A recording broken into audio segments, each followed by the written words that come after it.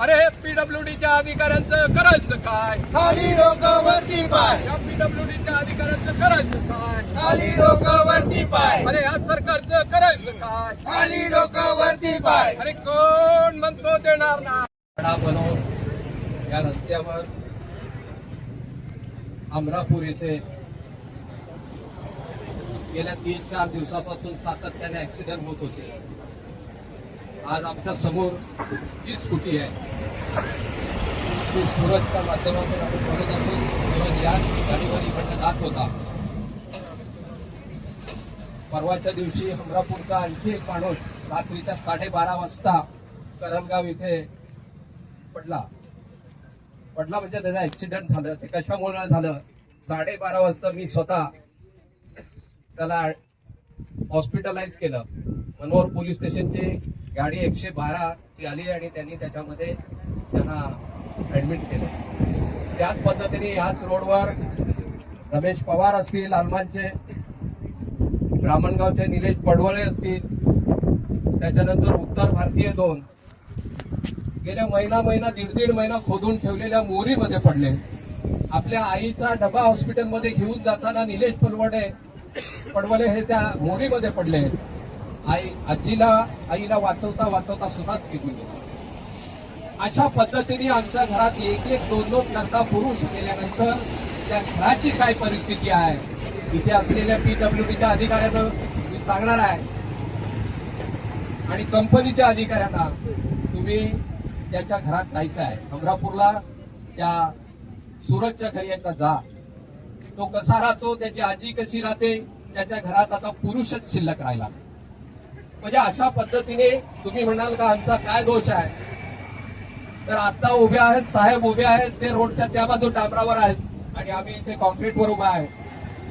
तुम्हीच सांगा का हा मधला पॅच आहे याला काय सुरक्षा आहे? आमच्या समोर इगलचे अधिकारी होते. 15 दिवसाच्या आत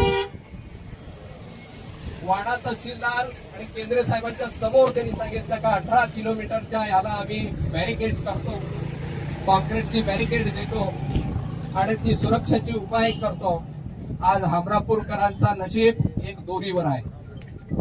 ही दोरी जेव्हा तुटेल तेव्हा किती लोकांचे ऍक्सिडेंट होतील काही सांगता येत नाही. म्हणजे इथले लोक बिनडोक आहेत, त्यांना काही अक्कल नाही. अशा पद्धतीने हे इगलची लोक वागत असतात. एवढे मुजूर आहेत, सातत्याने आमच्या लोकांना मोर्चे काढायला लावायचे का मला पेमेंट मिळत नाही. पण खऱ्या अर्थाने 700 कोटीचा रस्ता असलेला 803 कोटीला घेतला आणि अर्धा रस्ता पुरा न जाता 400 पेक्षा जास्त कोटी रुपये यांनी काढले. आमचं म्हणणं असं आहे, पीडब्ल्यूडीचे डेप्युटी इंजिनियर आलेत, त्याच्या बीडीएसची कॉपी आम्हाला लागणार आहे. याची घेतलेली लेवल आम्हाला लागणार आहे, पहिल्यांदा घेतलेली लेवल आम्हाला लागणार आहे. आणि जो 2.5 मीटरचा 2-2.5 मीटरचा पॅच आहे याची सुरक्षेची व्यवस्था काय? आता ते सांगतात का 4 किलोमीटरचा रस्ता आमचा पुरा झाला.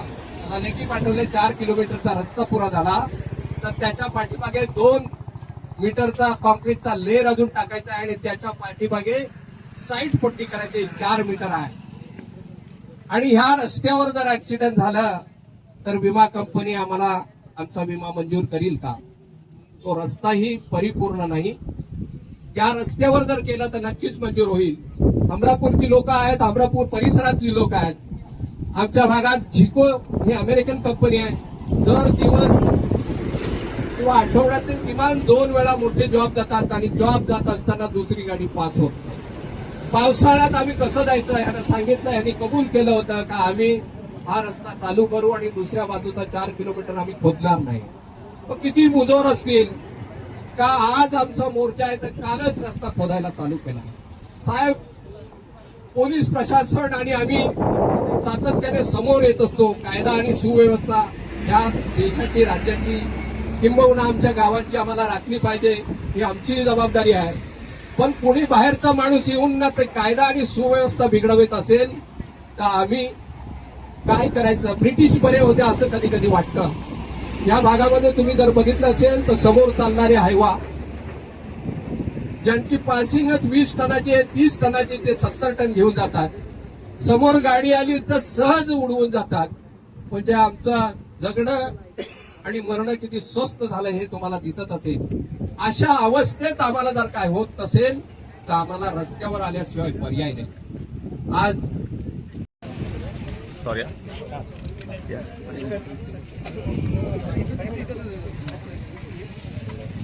भारतीय राष्ट्रीय काँग्रेस वाडा तालुक्याच्या वतीने अमरापूर चरणगाव मोर्चा या ठिकाणी तुम्ही आज रास्ता रोको केलेला आहे. कुठल्या मागण्यांसाठी आज रास्ता रोको केलेला आहे? गेल्या 3 दिवसापासून आम्ही या स्पॉटवर इथे सूरज पाटील अमरावती हा घरचा एक कमावणारा मुलगा. तो त्याचा ॲक्सिडेंट झाला, त्याच्या घरी आली, त्याची आजी, त्याच्या घरामध्ये पुरुष आहे. त्याच्या आधी अमरापूरचाच एक माणसाचा ॲक्सिडेंट झाला रात्री 12:30 वाजता. 12:30 वाजता मनोर पोलीस स्टेशनच्या 112 नंबरच्या गाडी कॉल करून त्याच्या आधी एक ॲक्सिडेंट झाला. हा मनोरवाडा हा रस्त्याचं काम चालू आहे. 15 नोव्हेंबरला आम्ही सांगितलं होतं या अधिकाऱ्याला हा रस्ता वाडा भिवंडी पूर्ण झाल्याशिवाय हा रस्ता चालू, तरी त्यांनी ऐकलं नाही. आणि हा रस्ता 15 नोव्हेंबरला खोदायला चालू केला. आणि खोदायला चालू केल्यानंतर हा संपूर्ण रस्ता खोदून टाकला. का तर याचं मेंटेनन्स करायला नको, मेंटेनन्सचे पैसे खायला पाहिजे. खोदून टाकला एक साईडला. इथे बॅरिकेटिंग नाही, काय नाही, इथे बघत नाही, आणला जळतं अशा पद्धतीने PWDचे अधिकारी. त्याच्यानंतर इथे थर्ड पार्टी इन्स्पेक्शन करणारी थर्ड पार्टी एजन्सी गेल्या 3% टाकली. ही एजन्सी ती कुठल्या मंत्र्याची आहे, कुठल्या अधिकाऱ्याची आहे. त्याच्यानंतर लिगल कंपनीची टेक्निकल टीम आहे. अशा 3 टेक्निकल टीम काम करत असताना 2% ही सुरक्षेची व्यवस्था नाही. आणि ह्या सगळ्या कारभाराच्या विरोधात आमचा हा अमरापूर. इथे भारतीय राष्ट्रीय काँग्रेस नाही, तरी इथे राष्ट्रवादी काँग्रेस आहे, इव्हन BJP शिवसेनेचेही लोक आहेत. कारण आता लोकांचं जगणं कठीण झालं आहे आणि मरणं सोपं झालं. आज पोझिशन अशी आहे तर कोणाच्याही हाताला काम नाही. या अमरापूरची लोक आहेत, त्यांना बाजारहाट करण्यासाठी मनोरात जायला लागते. आणि मनोर आणि इथे येताना रोजची ट्रॅफिक असते. हजारो ओव्हरलोडेड गाड्या इथे जातात. इथे बाईकची काय 4 व्हीलर माझ्या गाडीची स्पीड ही किंमत आहे. अशा परिस्थितीमध्ये पावसाळ्यापूर्वी दुरुस्तीचं काम करायचं ते करत नाही. इथे असलेले खड्डे भरण्याचं काम ते करत नाही. ह्या सगळ्या अनानुकूल कारभार विरोधात आणि त्याच्यावर गुन्हे दाखल करण्यासाठी सूरज जे पाटील आहेत त्यांचा रस्ता अपघातात मृत्यू झाला, तसं अन्य जणांचा पण मृत्यू झालेला आहे. त्यांच्या घरांना नुकसान भरपाई मिळावी ह्यासाठी तुम्ही काय करणार? आम्ही त्याच्यासाठी हे केलं. त्याच्या आधी तुम्ही बघला रस्ता सुरक्षा कायदा आणि ह्याच्यामध्ये शासनाने नवीन एक पॉलिसी आली, पण तिची अंमलबजावणी रस्त्यावर झाल्यानंतर होत नाही. त्याचा पाठपुरावा कोण करणार?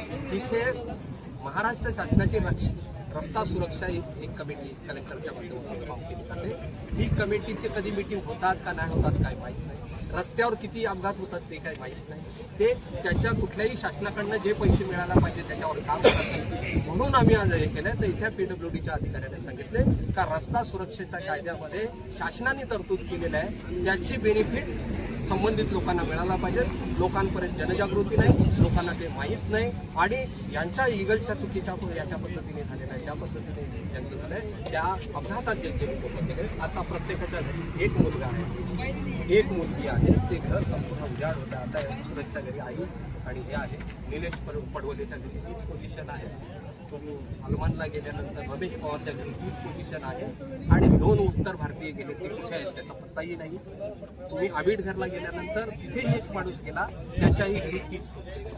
तुम्ही आत्ताच बोलले का इतर कंपनी किंवा गुन्हे दाखल केलेले आहेत किंवा करणार आहेत, पण फक्त गुन्हे दाखलच होतील की पुढे कारवाई होईल की नाही? आता बघा, जसा IPC होता तसं गुन्हे दाखल झाले. कंपनीवर सदोष मनुष्यवधाचा गुन्हा दाखल झाला. आमचं म्हणणं होतं थर्ड पार्टी आहे, PWDचे अधिकारी आहेत. थर्ड पार्टी PWDचे अधिकारी नाही, इगलचे मालक किशोर चंद्राचे.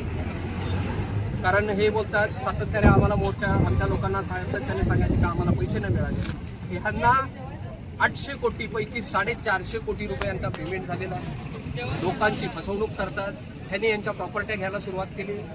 बंद पडलेल्या कंपन्या हे घेत आहेत. आणि इथे सुरक्षित या 2 वर्षात एकही बॅरिकेड केले, रस्त्याची एकही खड्डा भरलेला नाही. अशा पद्धतीने काम करत असेल तर किशोर खूपचंदानी ह्याच्यावरच गुन्हा दाखल झाला पाहिजे असं आमचं मागणी आहे. आणि टेक्निकल टीम जी असते, जी टेक्निकल जो पर्सन असतो, तुम्ही जर बघितला तर एखादा गौंडी आहे आणि तो गौंडी का भिंतर असतो का एखादा मजूर असतो, तर मजुराचं काम मजूर करतो आणि जो टेक्निकल पर्सन असतो तो टेक्निकल पर्सन असतो. त्या टेक्निकल पर्सनवर गुन्हा दाखल झाला पाहिजे. आणि मालकाला PWDने किती नोटीस दिल्या ते आम्ही त्यांच्याकडनं मागितलंय. आणि जर त्याला नोटीस दिली असतील तो खऱ्या अर्थाने गुन्हेगार आहे म्हणून त्याच्यावर गुन्हे 3 पेक्षा जास्त त्याला जर नोटीस दिली असतील तर सदोष मनुष्यवधाचा गुन्हा त्याच्यावरही दाखल झाला पाहिजे. तो 106 न करता 105 त्याच्यावर केला पाहिजे असं शोकाकुल कुटुंबांना आणि त्या व्यक्तींना श्रद्धांजली अर्पण करतो. खरं तर अशा प्रकारचे मृत्यू होणे ही शासनाची जबाबदारी आहे. आणि शासन जेव्हा निर्द्रस्त होते तेव्हा इकडच्या लोकांना उठाव केल्याशिवाय पर्याय राहत नाही. आज जे लोक रस्त्यावरती आलेले आहेत हे केवळ शासनाच्या चुकीच्या धोरणामुळे, या बांधकाम खात्याच्या चुकीच्या धोरणामुळे आणि पोलीस खात्याच्या निष्क्रियतेमुळे रस्त्यावरती आलेले आहेत. त्यामुळे आज जे मृत्यू झालेले आहेत, आता मधल्याच काळामध्ये धालिवरी येथे जवळजवळ 13 मृत्यू झाले एका दिवसामध्ये. आपण बघितलं असेल, आम्ही स्वतः तिकडे गेलो होतो. एक फक्त 60 मीटरचा एक त्यांनी रस्ता जर केला असता ते मृत्यू झाले नसते. या रस्त्याला आपण जात असताना आपण बघतो आज कुठेतरी डागडुजी केलेली दिसते. पण जर या रस्त्यात जर आपण बघितलं तर आता हे बॅरिकेड्स लावलेले आहेत. काका आपण बघितला काही दोरी जरी लावलेली असली तरी रेडियम जे लावलेले आहेत ते रेडियम ह्या बाजूला लावलेले आहेत. जेव्हा रात्री आपण इकडनं गाडी घेऊन येतो तेव्हा हा कट झालेला रस्ता दिसणार नाही.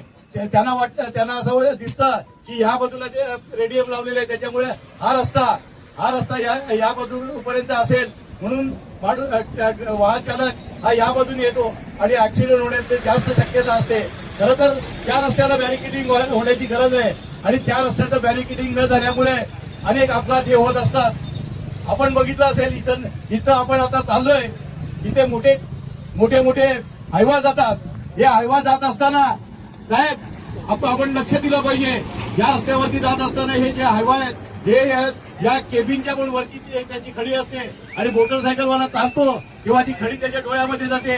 त्याच्यामुळे देखील इथले अपघात बऱ्या प्रमाणामध्ये होत असतात. आज जर बघितले ही इगल कंपनी आहे, या इगल कंपनीने अनेक करोडो रुपये या रस्त्याच्या हात घेतलेले आहेत. असं असताना देखील खरं तर टेंडर होत असताना हा जो रस्ता जाण्या येण्याचा रस्ता असतो एक प्रोव्हिजन असते आणि तो रस्ता अधिक सुस्थितीत करायचा असतो आणि नंतर कामाला सुरुवात करायची असते. मात्र अशा पद्धतीचे हे पैसे या कंपनीने खाल्लेले आहेत आणि हा रस्ता सुस्थितीत केलेला नाही. हा तातडीने येत्या 15 दिवसाच्या आत हा रस्ता एक साईडचा मोकळा केला पाहिजे आणि हा तातडीने हा रस्ता दुरुस्त केला पाहिजे. जेणेकरून इकडच्या या भागामध्ये बॅरिकेडिंग करून हा रस्ता दुरुस्त करून इकडची वाहतूक ही सुरळीत होईल. जर येत्या 15 दिवसामध्ये जर कुठलाही इथे मृत्यू जर झाला आणि बॅरिकेडिंग जर केलं गेलं नाही आणि रस्ता जर मोकळा केला नाही तर येणारा जो मृत्यू असेल हे शव हे आम्ही तुमच्या कार्यालयामध्ये घेऊन येऊ याची नोंद घ्या. जर अशा या परिसरातील सर्व व्यक्ती आज आम्हाला हे आंदोलन का करावं लागतं हा एक विचार करण्यासारखा प्रश्न आहे. कारण ही जी डेव्हलपमेंट चालू आहे रस्त्याची ती नक्की सर्वसामान्य जनतेसाठी चालू आहे की धनगाडक्यांसाठी चालू आहे. कारण मागील नोव्हेंबरपासून प्रत्येक पक्षीय पातळीवर व्यवस्थित नियोजन व्यवस्थित करावं, या नियोजन करावं जेणेकरून हानी होऊ नये. सर्व पक्षीय निवेदनं कलेक्टर ऑफिसपर्यंत पोहोचली पण कोणाकडून सुद्धा या सेफ्टीबाबत अजिबात विचार केला गेला नाही आणि त्या सेफ्टी न केल्यामुळे आज या रस्त्यावर जवळपास 100 ते 150 जणांचे बळी गेलेले आहेत. आज 23 तारखेला आपल्या गावातील एक सुपुत्र सूरज याचा सुद्धा एक बळी गेलेला आहे. आज तो गेल्यानंतर त्याच्या घरात फक्त त्याची आजीच एकटीच आहे, कोणताही कर्ता पुरुष घरात नाही आणि त्या घराचा उदरनिर्वाह याच्या पुढे कसा चालेल हा प्रश्न आम्हा गावकऱ्यांना सुद्धा पडलेला आहे. म्हणजे सेफ्टी अभावी अशी कामं कशी काय होऊ दिली जातात? कारण शेवटी शासन हे काम टेंडर प्रोसेस करून एखाद्या कंपनीला देत असते आणि त्याच्यावर बांधकाम विभागाने आपलं नियंत्रण ठेवायचं असतं. पण आज ना आम्ही आंदोलन करत असताना कोणत्याही बांधकाम विभागाचा कोणतीही व्यक्ती इथं आमच्या समोर चर्चेसाठी सुद्धा उपस्थित झालेली दिसत नाही. तर अशा अनागोंदी कारभार चालत असेल तर आम्ही काय करायचं? आम्हाला शेवटी रस्त्यावर उतरून आंदोलन केल्याशिवाय पर्यायच नाही. कारण आमचा हा जो सुपुत्र गेलेला आहे त्याच्या उर्वरित त्याच्या आजीसाठी काहीतरी न्याय आणि हक्क मिळावा याच्यासाठी आम्हाला हे या आंदोलनाच्या अनुषंगाने या ठिकाणी उपस्थित असलेले प्रफुल्ल पाटील आणि सर्व पदाधिकारी तसेच नागरिक, मी तुम्हाला ज्या इगल कंपनी आहे किंवा प्रशासकीय कामकाज आहे त्याच्यामध्ये त्यांनी दिलेलं लेखी पत्र आहे आपल्याला, ते आम्ही काल पाठवलंय पोलीस स्टेशनला. मनोरला त्या संदर्भात बैठक झाली होती आणि त्याच्यामध्ये लेखी आश्वासन दिलं गेलेलं आहे. परंतु त्याची सगळ्यांपर्यंत माहिती पोहोचल्यामुळं कदाचित पुढे तुम्ही सगळे आला. आता या निमित्ताने जर सगळे लोक आले, तरुण पण आहेत, तर माझं आव्हान आहे, लक्षात घ्या, इथे जो अपघात झाला असे अपघात होऊ नये म्हणून सगळ्यांनी प्रयत्न करणं गरजेचं आहे.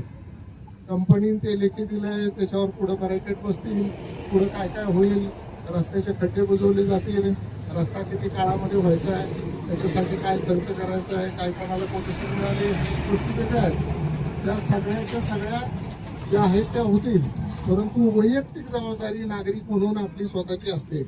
लक्षात घ्या, 2 मोठे अपघात झाले. जो तिकडे अपघात झाला त्याच्यामध्ये वाहतूक प्रवाहाच्या विरुद्ध दिशेत अख्खापुढे आपले जीवावर लोक बसलेले, त्याच्यामध्ये अनधिकृत प्रवासी वाहतूक करताना तो विरुद्ध दिशेत नेऊन दुसऱ्या गाडीला धडकला. या ठिकाणी पण तुम्ही बघताय, हा रस्ता आहे, तुम्ही सगळ्यांनी बघा कसा रस्ता आहे. त्याच्या पुढच्या टोकाला दिसतंय तुम्हाला मोठा मातीचा ढिगारा आहे. त्याच्यातनं कट मारून 2 मोटरसायकलवाले आतमध्ये येतात आणि एवढ्या मोठ्या रस्त्यावर समोरासमोर धडकतात. दुर्दैवी अंत आहे, फार दुःखद घटना आहे. परंतु अशा घटना इथेच नाही, हनिवलेमध्ये घडल्या, अजून बाकी ठिकाणी घडल्या. तर भिंतीला जाऊन मुलं धडकली, त्याच्या कंपनीच्या जवळ भिंतीला जाऊन मुलं धडकली आणि ट्रिपल सीट गेली, हेल्मेट नाही. आज वाडा तालुका काँग्रेस तसेच स्थानिक रहिवासी अमरापूर कंचाड भागातले सर्व नागरिक तसेच आलमानचे नागरिक का त्यांच्या घरचा प्रत्येकाच्या घरचा करता पुरुष या रस्त्यामध्ये एक प्रकारे शहीदच झाला. कारण हा रोड मिळवणे म्हणजे एक आझादी मिळवणे आहे वाड्या तालुक्यासाठी. आणि आज आमच्या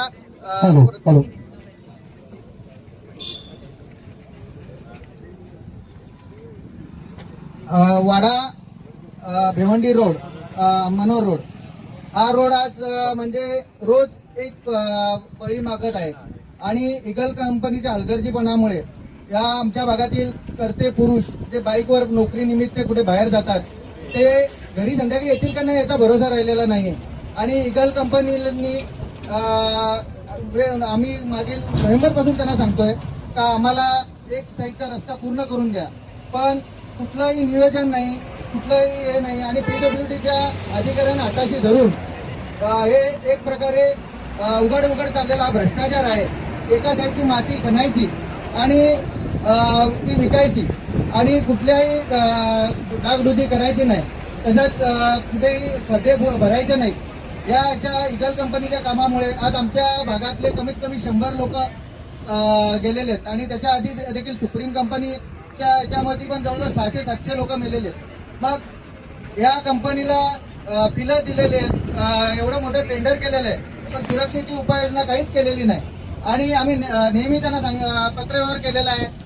पालघरला PWD मध्ये डेप्युटी इंजिनियर जाधव आणि चव्हाण यांच्याशी नेहमी बोललेलं आहे. कलेक्टर ऑफिसला आम्ही निवेदन दिलेलं आहे, तरी कुठलीही हे देणार आहे का आता ते सांगा. त्या दिवशी खात्री करून येऊन त्या दिवशी पण बोलले ना. त्या दिवशी पण बोलले ना. आपल्याला तुम्ही नका बोलू थांबा, त्यांना बोलू दे. तुम्ही नका बोलू थांबा, ही चुकी तुमची आहे, चुकी तुमची आहे. तुम्ही आम्हाला सांगा, नाही आम्ही आता इथं तुमचं काम पण बंद करतो आणि रस्ता पण बंद करतो. तुम्ही आम्हाला यांना आज मदत द्यायचं काय सांगता सांगा. ताबडतोब अभी फोन लगाओ, अभी फोन लगाओ ना, अभी फोन लगाओ, अभी फोन लगाओ, बात करो. अभी उनका चूल्हा कौन जलाएगा? जो आदमी मरा है उसका चूल्हा कौन जलाएगा? तुम लोग सारा पैसा कमाते हो. चला बोलू चला. जाऊ नका, इकडे या चला, या इकडे चला, बोलतोय ना मी. इकडे या महेंद्र, इकडे या, इकडे या चला, साईडला जा, इकडे या लगेच, इकडे या. बात में बताओ ना, अभी शांति से चल रहा है.